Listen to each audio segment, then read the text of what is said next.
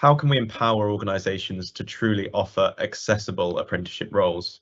I.e., what can we do to support employers to have the confidence to look beyond the additional needs or reasonable adjustments needed for an individual?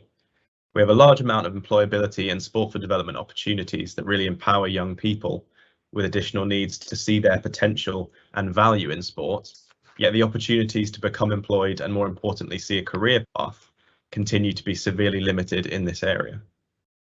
I'm going to pull in Adele on this. Come on then, tell us about, the value of that, because you've described the pathway of apprenticeships, people moving through 2 or 3 apprenticeships. How are you convincing your local sites to do it? Do you know what? I don't actually think it's really about convincing them. There's a real passion for developing our talent, and whilst we focused our part in this webinar on our existing employees, we are also doing a lot around work experience and then people coming in and getting a job and then going on to apprenticeships. We've got a lot of current vacancies where we're going out to advertise for apprenticeship vacancies as well. So at every level, we're saying we will support people's development. So there are, I mean, gosh, we've got so many vacancies at the moment.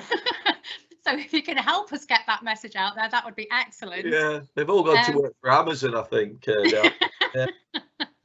Yeah, certainly that's a hospitality issue. I think the other bit as well here, I think, which is about developing and convincing organisations to use apprenticeships.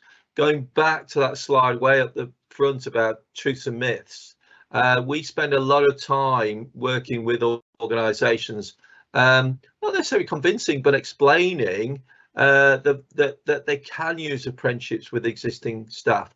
They can use it at, I mean, Adele touched on level 7 stuff. You can get up to management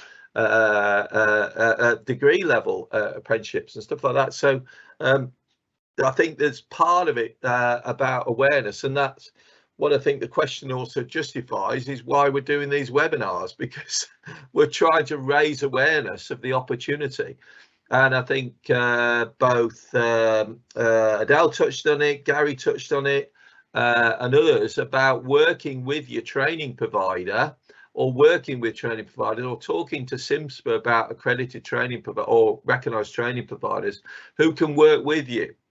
And training providers shouldn't just be selling you the apprenticeship. They should be actually working with you to identify what the need is, and then actually whether the standard or the appropriateness of the standard is there. I know we have times where we'll maybe identify 11 apprentices wanting to do something, or 11 people wanting to do something, and probably 5 are relevant because the program is not quite right for them, but it's then finding the alternative to move it on. Sara, from a CIMSPA point of view, anything there around that piece around convincing people the value of? I think you touched on it earlier about the change from the framework for the apprenticeship standards. So obviously those knowledge, skills and behaviours, we want those to be future proofed, and we want employers to see the importance of the apprenticeship standards. And then again, like you've said, Simon, it is reaching out to all employers and all organisations in the sector, and it's that massive awareness piece, because there's still so many employers and organisations that won't tap into these opportunities because of the lack of understanding or the lack of knowledge behind it. So that's really why we're here, like you've said, Simon, to try and help increase that.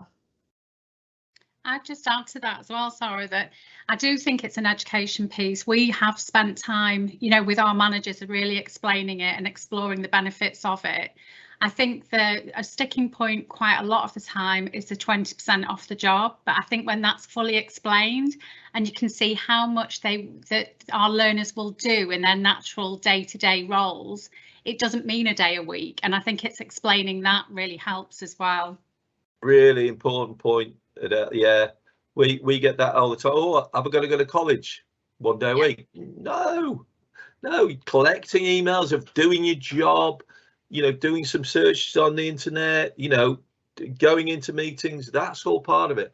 I think Gary's made a good point in the chat as well, is that actually employers can you know, join together. Small employers can join together to support one apprentice, which I think is massive. I know I've talked to Gary about maybe a network around the cities, possibly putting together to fund or put together and fund a digital marketing apprentice, things like that. So there's loads of opportunities there.